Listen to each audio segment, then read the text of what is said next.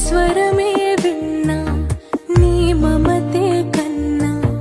ప్రియమైన నా యేసయ్యా నా చెలిమే నీవై నీ ప్రేమే నాదై నిలిచావు నా నేస్తమా స్తుతి ఆలాపన నీకోసమే నైవేద్యమే